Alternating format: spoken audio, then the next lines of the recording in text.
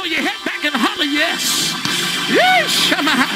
Lord, I feel a breakthrough coming in here. I don't know who needs it, but somebody don't know this yes. It's getting ready to change your life. I dare you lay your hands on your belly, and I dare you throw your head back and shout yes.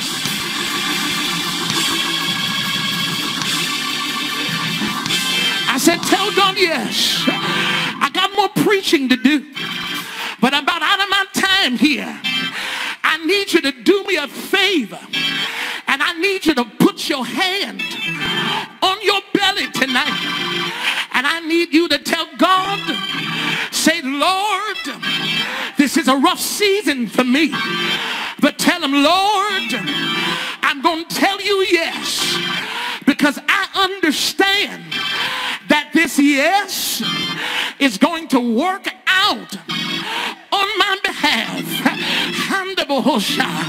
My brothers and sisters, tonight, not only is your yes a sign of obedience, not only is your yes a sign of submission, but lastly tonight, your yes is the answer of worship. I know they told you that hallelujah is the highest form of praise, but I'll dare tell you tonight that yes is the highest form of worship.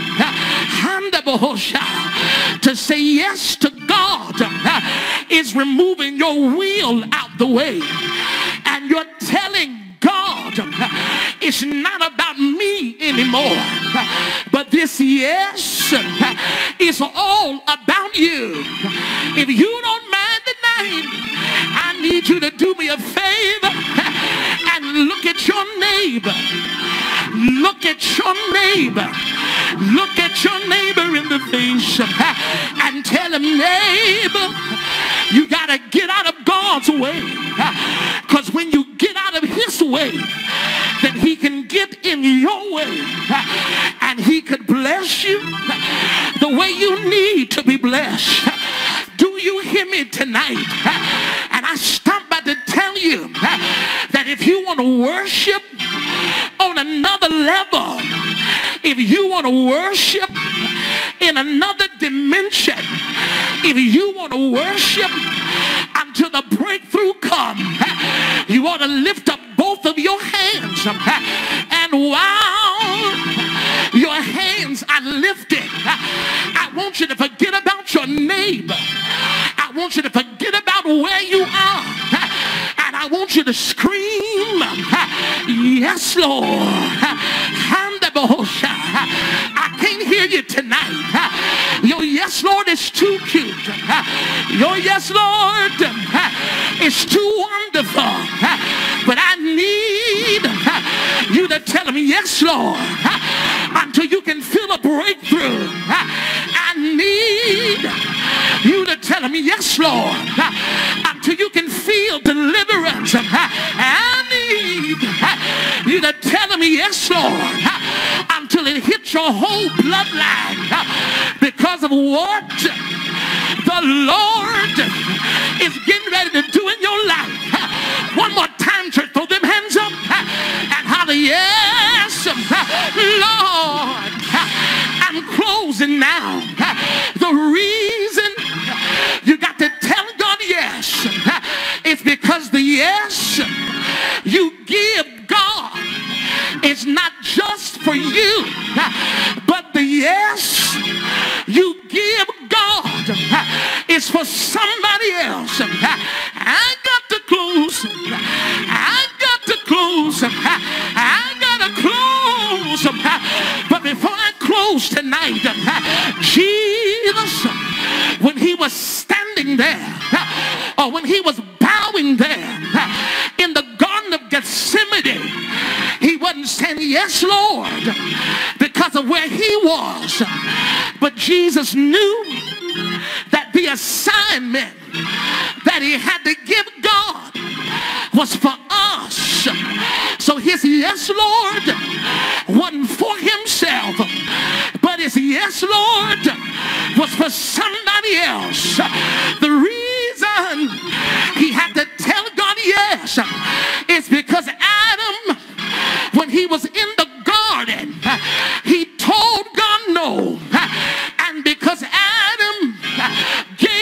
to know Jesus in his yes, he had to fix what Adam messed up.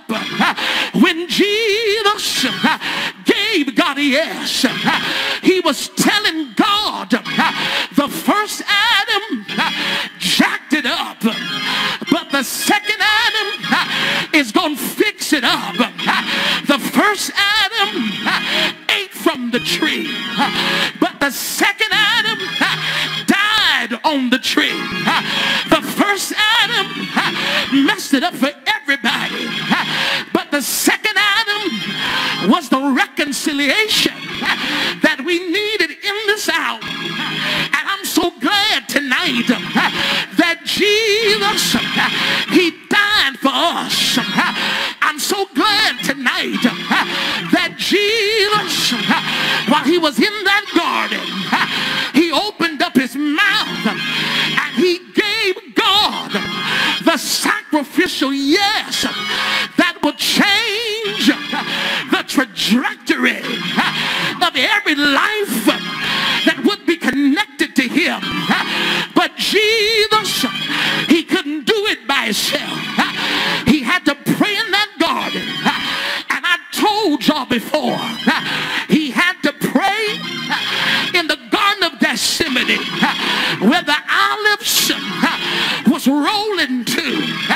He had to pray in the Garden of Gethsemane, where the olives were crushed at.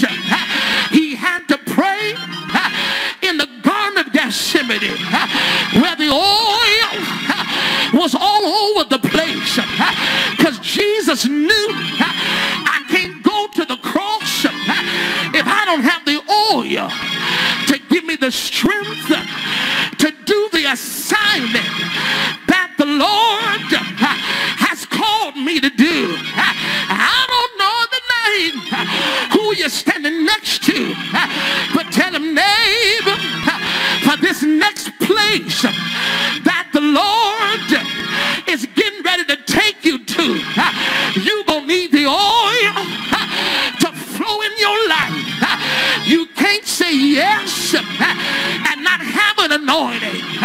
You can't say yes and not have a glory. You can't say yes and not have no power. But I stopped by to tell you that when you tonight give God a real yes, the Lord is getting ready to shift you. But he ain't gonna shift you until the oil gets ready to flow. If you don't mind tonight, I need you to do me a favor and say, neighbor, give me your hand. Tell him, let me hold your hand. Tell him the reason I want to hold your hand is to show you what the pressure in your life has been doing to you. Squeeze that hand a little bit and say, neighbor, the pressure was squeezing you. But when it was squeezing, it wasn't squeezing because it had nothing better to do, but it was squeezing the oil out of you. It was squeezing the anointing out of you. It was squeezing. Y'all ain't squeezing nobody's hand. I said, squeeze that neighbor's hand and say, oh neighbor, when you were crying, it was squeezing you. When you were complaining, it was squeezing. When you were ready to quit, it was squeezing. When you were ready to throw in the towel, it was squeezing you. When you were ready to cuss them out, it was squeezing you. And while it was squeezing, the anointing was coming out of your life. Please do me a favor and say, neighbor, the reason it had to squeeze you is because God, he's getting ready to move you to a brand new level. It had to squeeze you because the God you serve whatever was taking you to a brand new dimension, you suffered a while, but your yes, Lord, is pulling you to a place where eyes have not seen and ears haven't heard what God, he's getting ready to do in your life. What is he gonna do? He gonna take that yes and work it for your good. He gonna take that yes and move you to another dimension. He gonna take that yes and shift your life like you ain't never been shifted. So I come back to tell you to just hold on just a little while longer, because this yes is for your children. This yes is for your church. This yes is for your marriage. This yes is for the ministry that's down on the inside. If you know this yes is working for your good, I need you to do me a favor and open your mouth and wave your hand and holler, yes, Lord, I've been going through, but yes, Lord, I don't want to do your will, but yes, Lord, I don't want to obey, but yes, Lord, I want to do my own thing, but yes, Lord, because I know if I tell God yes, the Lord will shift my life. I don't know the name who I'm preaching to, but I stopped by to tell you I got a yes, Lord, down in my belly. If you got a yes, Lord, I need you to wave your hand and tell him yes, Lord. Tell him yes, Lord. Tell him yes, Lord. Tell him yes, Lord. Yes, Lord. Yeah, Lord. Tell him yeah. I said tell him yeah. I've been through the storm, but I still got a yes. I've been through pain, but I still got a yes. I had betrayers, but I still got a yes. I was worried about which way to go, but I come by to tell you I ain't worried no more, because my yes is getting ready to shift me. If you don't mind, look at your neighbor and say, oh neighbor, your yes is going to turn it in your favor. If you know I'm right, you ought to go to turn in the night, because things are getting ready to turn. Things are getting ready to get better. Things are getting ready to be released, because your yes is shifting your life.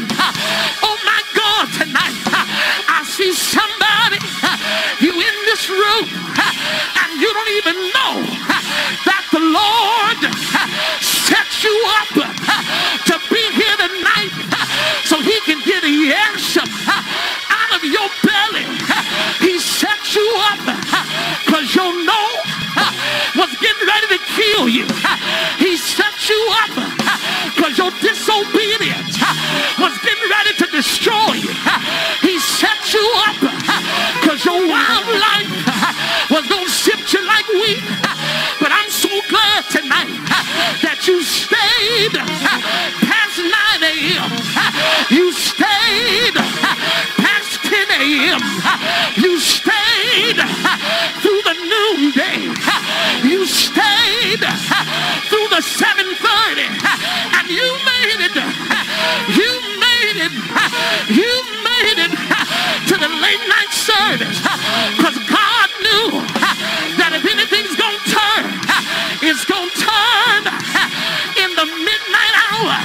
Yeah, if you know it's gonna turn in the midnight hour, you need to turn again, because it won't always be like this. God will perfect that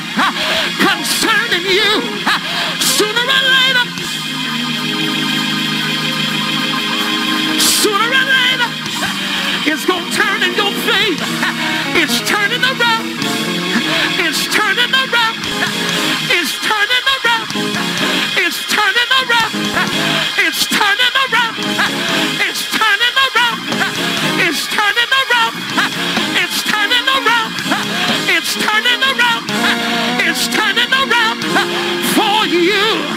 Turn like you know he's turning it for you. You weep for it, but he's turning it for you. You suffer through it, but he's turning it for you. And when he turned it, he ain't just turning it for you, but he's turning it for your family. Can I tell you, that's what Jesus did. Can I tell you, when Jesus turned it, he turned it on a hill far away, stood an old rugged cross. I know y'all don't preach this no more, but I'm a Baptist preacher. Do you hear me?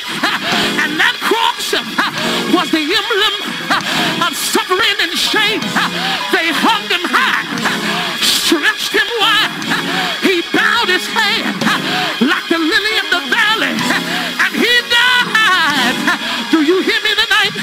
He died until the earth rocked and trembled like a drunken man.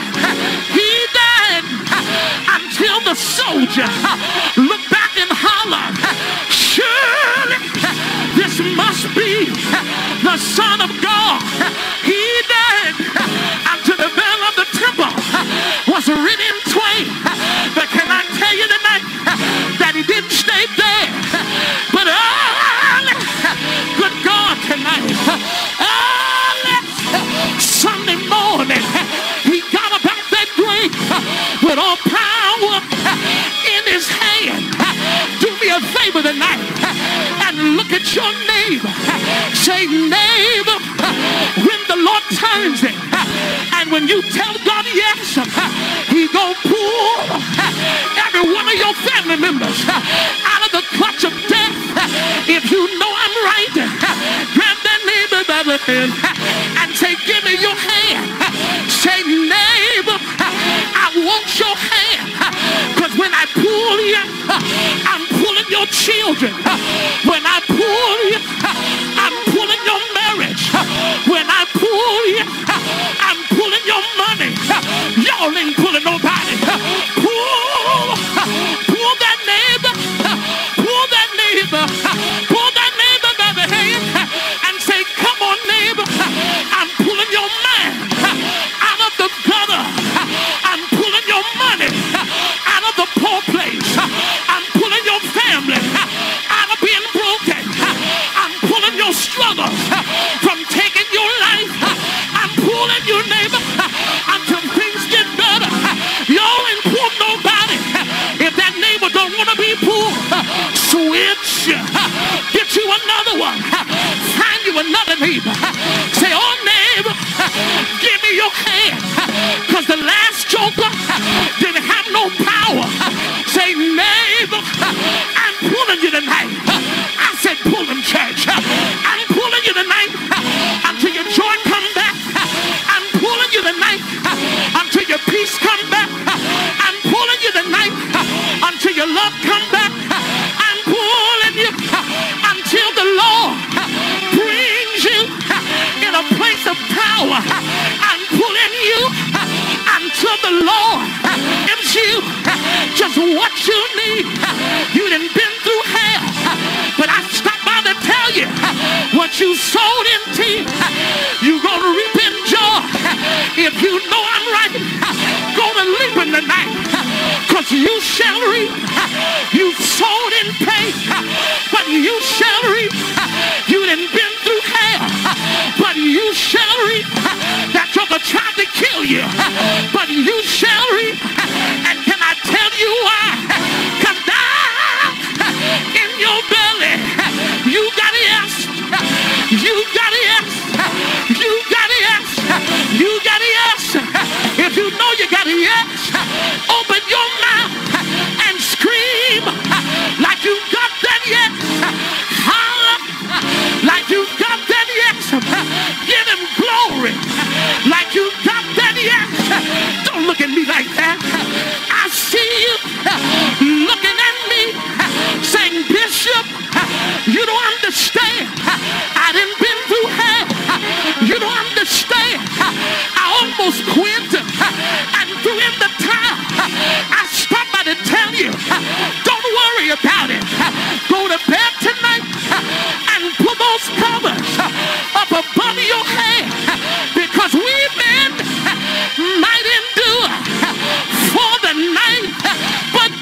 your neighbor's hand and tell him, neighbor, it'll be all over.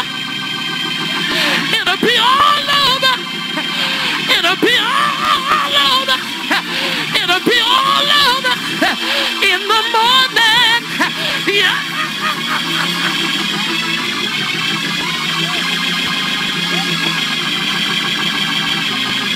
Tell him yeah. Tell him yeah. Tell him yeah. Tell him yeah. Y'all ain't shouting yeah. Open your mouth. Tell him yes. Tell him yeah. I can't hear you tonight. Tell him yeah. Scream yeah. Holler yeah. Tell him yeah. Tell him yes. I got a yeah down in my belly. I got a yeah down in my soul. Tell him yeah. Tell him yeah.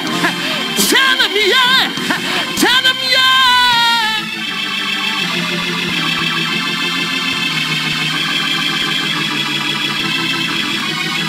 If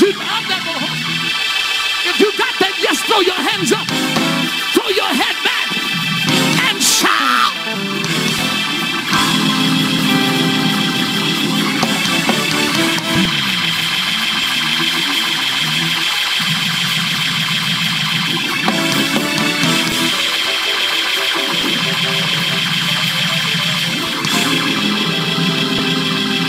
Look at that neighbor next to you. Say, neighbor. Say, neighbor, this is the season where you cannot play